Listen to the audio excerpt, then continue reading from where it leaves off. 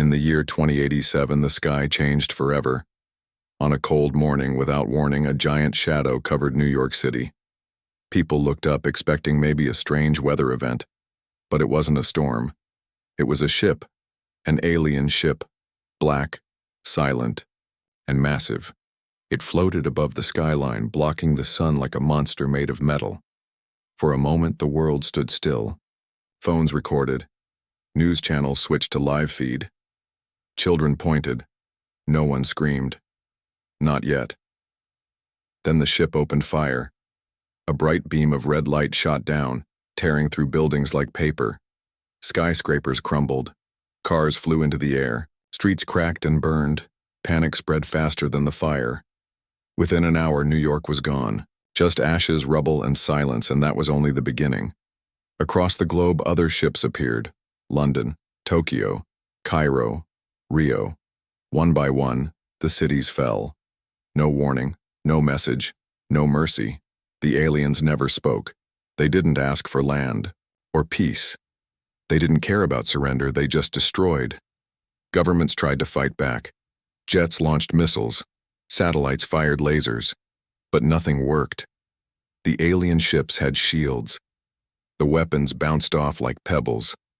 Armies were crushed. Communication lines went dark. In less than 2 days, the Earth had lost half its population. In the middle of all this chaos, a young soldier named Ryan Keller was trying to survive. He was stationed at Fort Houston, a military base in Texas. When the first wave hit, he was underground in the training bunker. That's the only reason he didn't die with the others. When he came out, the base was a graveyard.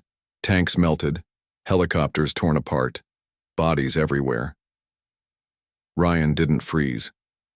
He had trained for war, but not for this kind of war. Still, something inside him clicked. He grabbed supplies, food, water, ammo, and moved. He didn't know where he was going, only that he had to get away from the burning cities. As he traveled on foot, Ryan saw things he could never forget. Whole towns turned to glass. Forests burned black, people crying in the streets begging for help that would never come. Drones flew overhead, scanning. If they spotted movement, they fired instantly. Ryan learned to hide, to move only at night. He stayed low, silent, careful. 3 days later, Ryan reached an abandoned radio tower. Inside, the power was still running, just barely. He climbed to the top, hoping to send a signal to any survivors. What he found instead changed everything. Through the tower's long-range scope, Ryan saw something in the distance. An alien ship crashed into a mountain. Smoke rose from it. The metal looked damaged, twisted, but near the ship he saw something strange. Smaller machines, not weapons. They were digging into the earth. It didn't make sense. Why would they attack and then dig? Ryan watched closely. One of the machines pulled something from the ground. It looked like a box. Metal, old, not human-made, and yet the aliens reacted to it like it was important. One of them even touched it carefully, like holding a treasure. That's when Ryan realized something. The aliens weren't just here to destroy Earth. They were looking for something. Something hidden deep underground.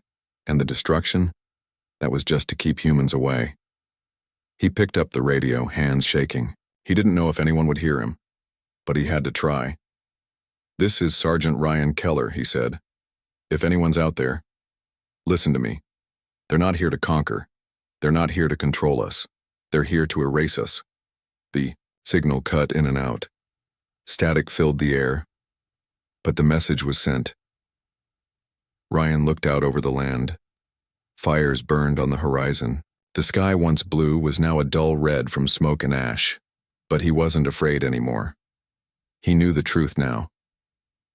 This wasn't a war for land. It was something older, something deeper. The aliens had a reason. And Ryan would find out what it was, even if he had to fight alone. The wind howled through the broken glass of the tower. Ryan sat beside his rifle, watching the skies. He knew the next move had to be his. He couldn't wait. Every second lost meant more people dead, more cities gone. The aliens had started this fight, but Ryan promised himself humanity would end it. And somewhere in the darkness, someone was listening. Ryan Keller moved through the ruined streets of Texas with dirt on his face and fire in his eyes. 3 days had passed since he sent the radio message. No one had answered. The cities were still burning. The alien machines were still flying above, hunting anyone still alive. But Ryan wasn't running anymore. He was planning. He had found others. In a broken subway tunnel near Dallas, Ryan discovered a small group of survivors, about 20 men and women, including a retired pilot, a doctor, a teenager with a laptop, and a few former soldiers. They had food, weapons, and a backup power system running from old car batteries. They didn't trust Ryan at first. Many had seen soldiers die or turn against their own out of fear, but Ryan's voice was calm, steady, and strong. He spoke like someone who had already seen the end and refused to accept it. He told them what he saw, about the alien ship that was digging, about the box the aliens pulled from the earth like a sacred item, about how they weren't here just to destroy cities but to find something. And if they found it all, humanity would be wiped out like we were never here. The group listened in silence. Then, one by one, they agreed. They couldn't run anymore. They had to fight. But how do you fight a species that can destroy a city in seconds? The teenager Mia had an idea. She had hacked an old military satellite still floating in orbit. It didn't have weapons, but it could track movement. She showed the group a map. Red marks showed alien activity. Most ships were moving in circles, covering the same ground again and again, almost like they were scanning for something. Ryan pointed at one circle in New Mexico. "They're protecting something," he said. "We need to hit them where it hurts." They made a plan. They would strike fast, steal alien tech, and bring it back to study. If they could learn how the enemy worked, maybe they could build a weapon, or a defense, or something. At night, they moved through the shadows. They used back roads, tunnels, and abandoned sewers. They slept in broken buildings, always watching the skies.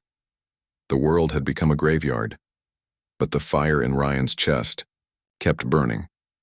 He couldn't stop now, not when there was even the smallest chance of fighting back. When they reached the edge of the alien site, they saw something strange. Not a base, not a camp, but a deep hole in the earth, hundreds of meters wide. In the center, glowing machines moved in silence. They weren't building anything, they were removing something, giant black slabs of stone carved with symbols. They looked ancient and not human. Ryan felt it in his bones. The aliens had been here before. They waited until a storm came. Rain and wind made the skies too dangerous for alien drones. That's when Ryan's team moved. Quick and quiet, they snuck into the dig site. 2 soldiers covered the top. The others slid down the mud walls. Then, they saw it. A wounded alien, tall, gray-skinned, wearing strange armor. It had been crushed by one of its own machines. Its body was twisted, but it was still alive. And it was speaking. To their shock, it was speaking English. Ryan knelt beside it, aiming his rifle. "You understand us?" The alien looked up slowly. Its eyes glowed blue, filled with hate and pain. "We made your kind," it whispered. "You were never supposed to grow this strong." "What do you mean?" Ryan asked. The alien coughed, its voice cold. "You were an accident, a mistake. Now we clean the mistake." Ryan felt anger rising inside him. "You attacked us, burned our cities, killed our people." "You were warned, long ago," the alien said. "You forgot. We did not." Ryan didn't understand. But he knew one thing. The aliens feared something. They feared humans becoming too powerful. The team grabbed parts from the fallen machines, circuit pieces, power cores, anything they could carry. Then as the storm cleared, they ran. Alien drones spotted them. Red lights flashed. Lasers tore through the sky. One man was hit, Jason, the pilot. He fell without a word, but the others kept going. Ryan dragged the stolen tech with his bare hands. They reached the edge of the forest before sunrise. Safe. For now. Back in the subway tunnel, Mia scanned the alien tech. She shook her head. This stuff is beyond us, but maybe not forever. If we find more. Ryan stared at the broken, alien helmet in his hands. They think they know us, he said. But they made one mistake. What's that? Someone asked. They think we'll give up. The room fell silent. Ryan stood tall. Tired, dirty, but not broken. They started this fight, he said. But we'll end it. And somewhere, deep underground, a buried signal was waking up. Something older than the war. Older than humans. A secret waiting to be found. Humanity was no longer running. Now, it was hunting. 2 weeks had passed since Ryan Keller and his team stole alien tech from the New Mexico site. They had lost people, made enemies, and learned one terrible truth. The aliens were not here for war.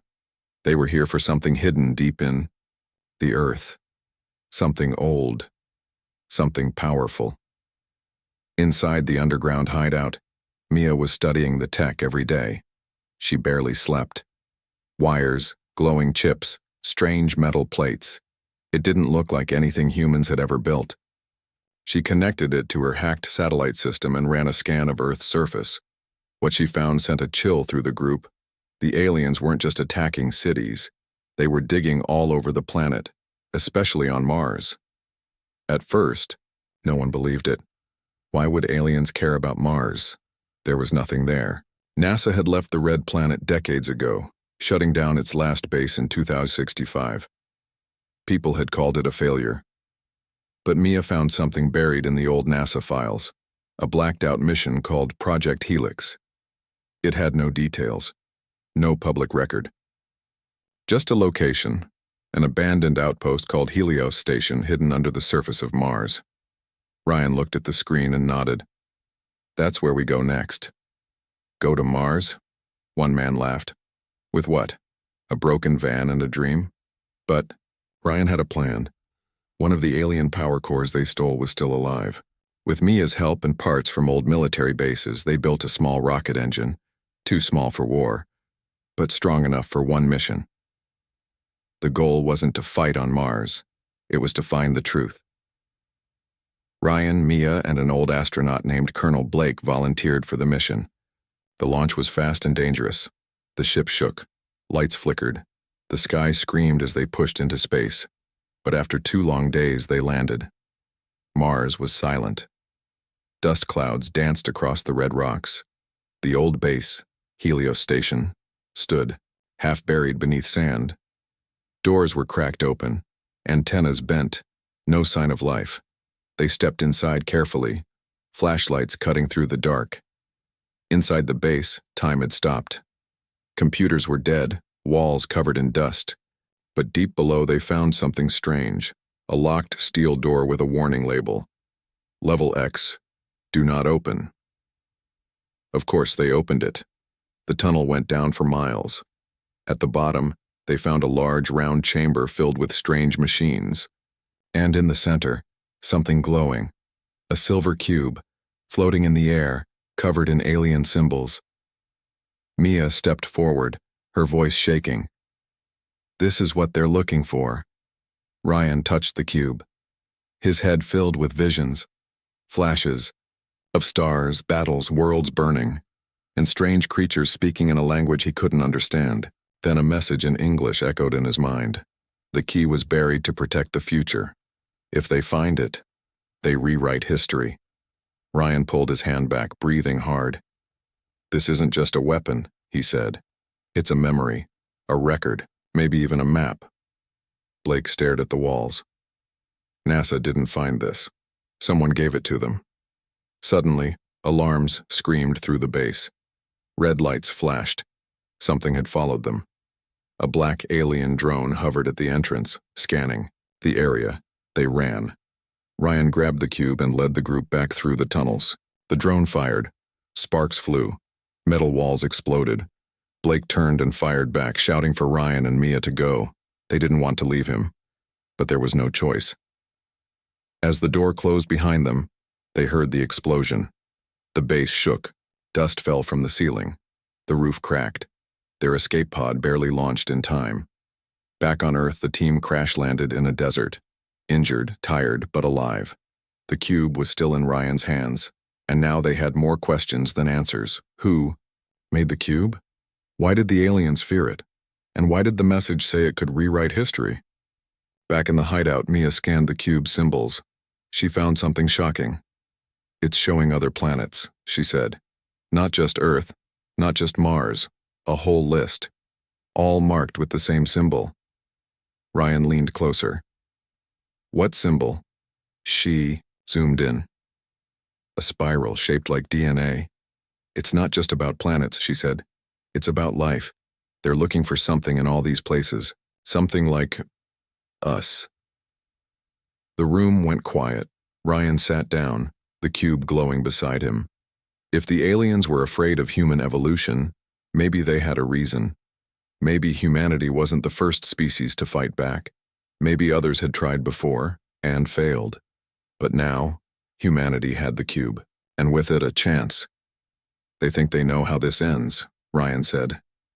"But they've never fought anyone like us." He looked up at the night sky, stars blinking quietly in the distance. "We're not just defending Earth anymore," he whispered. "We're defending something bigger." Far above the planet, an alien fleet shifted direction. They had felt the cube's signal, and now they were coming. The next battle would not be on Earth. It would be everywhere. Ryan Keller stood in silence as Mia turned off the scanner. The cube they found on Mars had stopped glowing. Whatever signal it sent had already reached deep space. They didn't need to wonder who heard it. They knew. The aliens were coming. But something had changed. Ryan could feel it. This wasn't a war for survival anymore. It was a race against time. The cube wasn't just a memory or a message. It was a trigger, a key to something bigger than any of them understood. Mia worked. Day and night, she translated more of the cube's data, and what she found made the team's blood run cold. The spiral symbol on the cube wasn't just DNA. It was a code, a seed, a blueprint for intelligent life. Humans weren't a mistake. They were a test, a product of something ancient. And Earth wasn't the first place it happened. The cube showed maps, stars, coordinates, other planets where life had started, and then disappeared.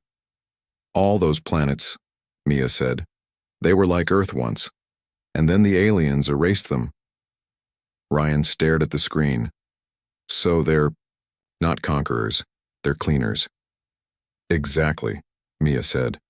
"Something or someone designed intelligent life to grow on these planets. The aliens think it's dangerous, so every time it evolves, they destroy it." Ryan clenched his jaw. Not this time. The team made a plan. Using the alien power core, they boosted their satellite signal and sent a message into deep space. Not a call for help. There was no one left to help. It was a warning. "We know what you're doing. We have the cube. You won't stop us."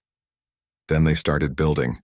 From old military wreckage, alien scraps, and scavenged tech, they began creating the first human-alien hybrid weapon. A rail cannon powered by alien energy. It was slow, unstable, and dangerous, but it was theirs. They called it the Sting. While the weapon was being built, Ryan and a small strike team traveled to another dig site in Africa. Satellite scans had shown movement, another alien ship pulling strange relics from deep underground. They moved through old tunnels below, the surface crawling through dust and darkness, and that's when they found it.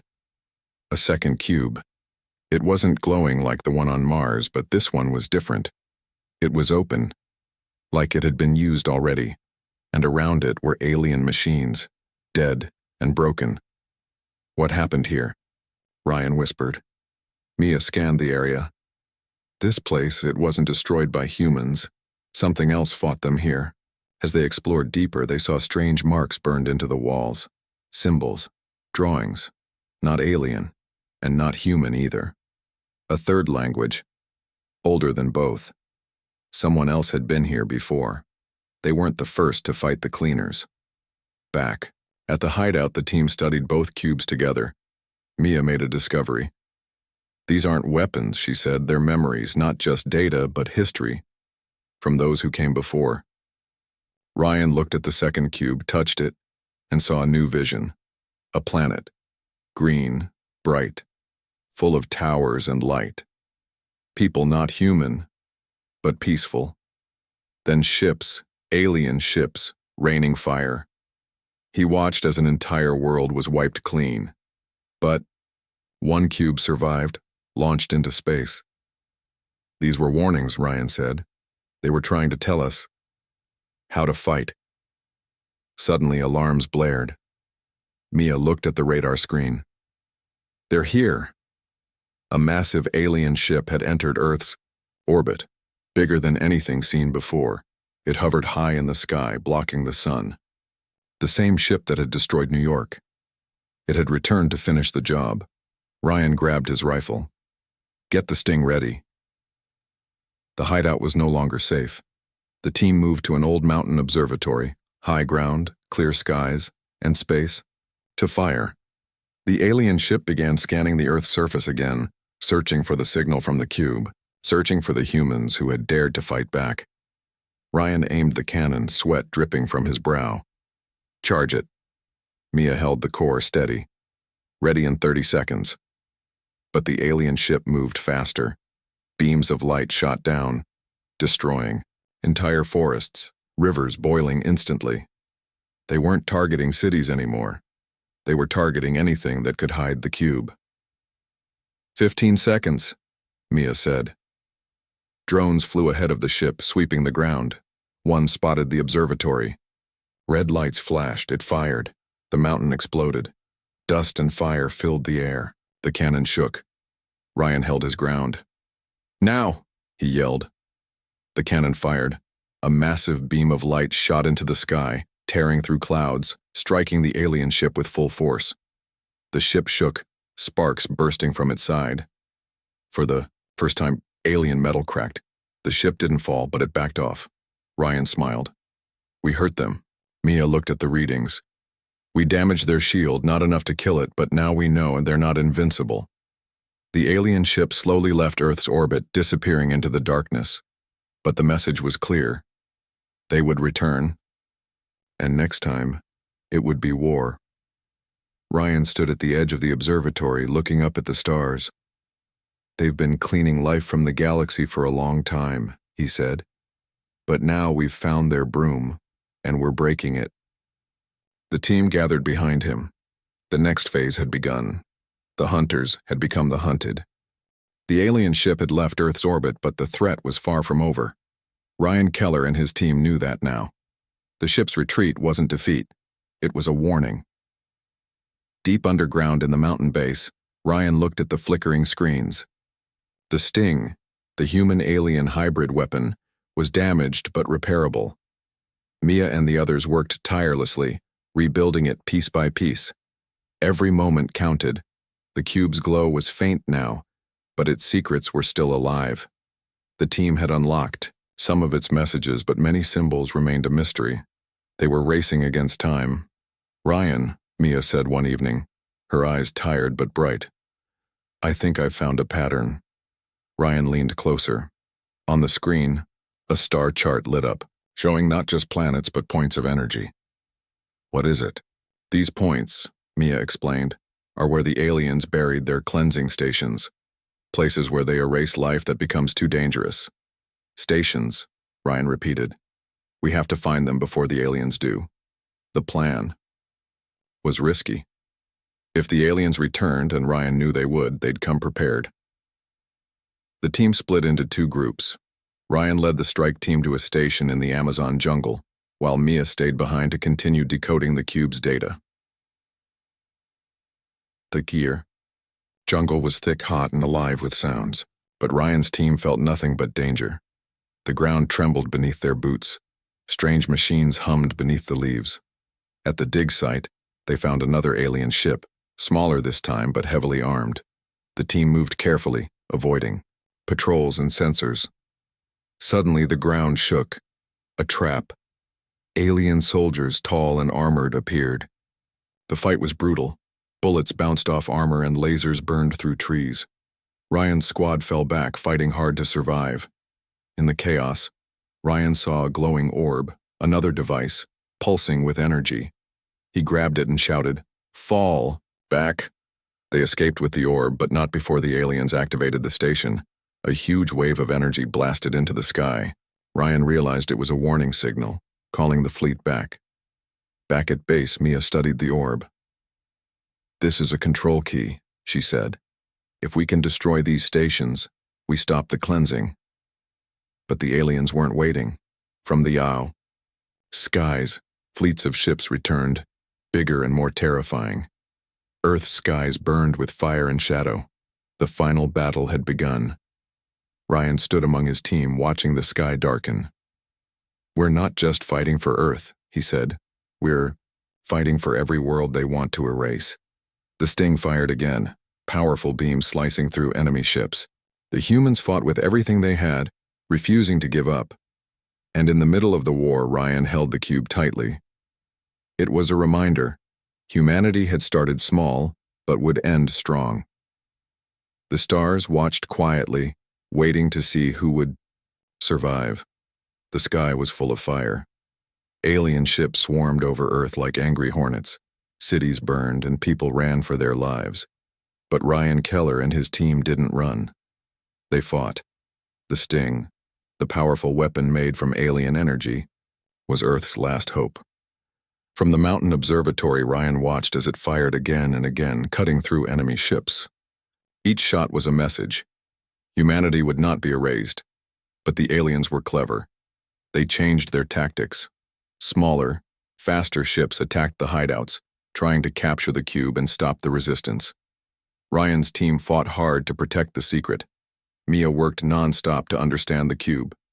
She discovered something incredible, a message hidden deep inside. It was a warning from an ancient species called the Keepers. The Keepers had created the cube to protect life across the galaxy. They built the cleansing stations to stop dangerous species, but they never meant to destroy everything. The Keepers had hoped one day a strong species would rise to challenge the Cleaners. That species was humanity. Ryan listened carefully. "So the Keepers gave us the cube to fight back?" Mia nodded. "Yes, but we need to activate it fully. We need to find the last piece." That piece was on a distant moon, orbiting a gas giant far from Earth. Ryan knew the mission would be dangerous. The aliens would guard it closely. He chose a small team, himself, Mia, Colonel Blake, and Jason, the pilot who had been wounded but insisted on fighting. The journey was long and quiet. Their small ship moved through space, invisible and alone. But the closer they got, the more danger grew. Alien patrols filled the gas giant's orbit. Ryan's team had to hide in asteroid fields, dodge sensors, and make risky jumps between shadows. Finally, they landed on the moon. The surface was cold and empty, but beneath the ground they found a hidden temple covered in alien symbols. The air was thick with power. Inside, traps tested their courage. Walls moved, lasers flashed, and strange machines tried to block their path. But they pushed forward. At the heart of the temple, they found the last piece, a glowing crystal, the key to fully activate the cube. Ryan reached out and took it. The moment he touched the crystal, the temple lit up with energy. Visions flashed in his mind. Galaxies, battles, peace, and destruction. He saw the Keepers' great war against the Cleaners. He understood the stakes. Back on Earth, Mia waited anxiously for their return. The cube began to glow brighter. It was waking. Ryan's team returned just in time. The alien fleet was gathering again, ready for a final assault. With the crystal joined to the cube, Mia activated its power. A wave of energy spread across the planet. It was a signal, one that the Cleaners couldn't ignore. The war was about to reach its true end. Ryan looked at the stars and smiled. Humanity was ready. This was no longer just a fight to survive. This was a fight to become legend. The sky was dark with enemy ships. They covered the sun like a black storm. Earth was ready for the final battle. Ryan Keller stood beside Mia and Colonel Blake. The cube, now fully charged with the glowing crystal, pulsed with strange energy. It hummed like a heartbeat, strong and steady. The alien fleet was enormous. Thousands of ships, each bigger and more deadly than the last. Their weapons were stronger, their attacks faster. They wanted to wipe humanity from the stars, but humanity was not afraid. The Sting cannon was ready, powered by the cube's energy. It could fire beams strong enough to cut through the thickest alien armor. Ryan's team had trained hard. They knew this was their moment. The battle began. Alien ships dropped from the sky, firing lasers and missiles.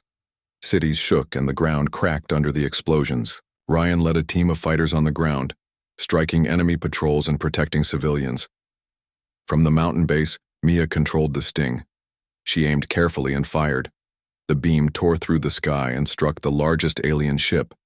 It exploded, in a burst of fire, falling like a burning star. But the enemy did not stop. More ships came, like a wave, crashing again and again. Ryan moved fast. He and his team used alien weapons scavenged from earlier fights. Their fire was precise and deadly. Every strike counted. Suddenly, an alien warlord appeared on the battlefield. Tall, armored in black, with eyes that burned like fire. He was the commander of the cleansing fleet. Ryan faced him in a fierce fight. Bullets flew and swords clashed. The warlord was strong, but Ryan was faster. Using a trick learned from the cube's visions, Ryan dodged a deadly strike and knocked the alien down. "Humanity fights for life," Ryan said, breathing hard. "We will not be erased." The warlord growled and retreated. Back at the base, Mia watched the cube's light grow brighter. It sent a powerful wave into space, a call to the Keepers. The Keepers, ancient protectors of life, answered. Ships from distant stars appeared, shining with bright light and strange technology. They were the guardians who created the cube and once fought the cleaners. The alien fleet, shocked and afraid, began to retreat. The Keepers' arrival changed everything. Ryan looked up at the sky, hope shining in his eyes. The battle was not over. But now, humanity had allies. The stars were no longer dark and empty. They were full of life. And the fight to protect it had only just begun. The battle raged across Earth and beyond. Alien ships clashed with the Keepers' fleet in the dark skies of space. Explosions lit up the stars like fireworks. The fight was fierce, but the Keepers were powerful, far stronger than the cleaners. Ryan Keller stood on the bridge of a Keeper ship, watching the battle unfold through giant windows. He felt a mix of fear and hope. Humanity had survived so much. Now they were part of something bigger, something that could change the future. Mia was by his side, her eyes bright with determination. "We've come so far," she said quietly. "But the war isn't over." Ryan nodded. "No, it's just the beginning." The cube's energy pulsed between them, a constant reminder of the power they held. It was a symbol of hope, of life, and of the fight against extinction. The Keepers led the attack, using ancient weapons and tactics passed down for millennia. They targeted the alien command ships, cutting off communication and breaking their formation. One by one, the alien ships began to fall. But then, the alien warlord returned. Bigger, stronger, fueled by rage and dark energy. He challenged Ryan, once again, this time in space aboard the largest enemy ship. The fight was brutal. Ships shook as weapons fired, and the two leaders clashed in a battle of wills and strength. Ryan used everything he had learned, every skill, every trick from the cube's visions. With a final strike, Ryan disabled the warlord's ship. The enemy commander fell, defeated. The alien fleet, leaderless and broken, began to retreat into the darkness of space. Earth was safe for now. The Keepers turned to humanity. "You have passed the test," their leader said.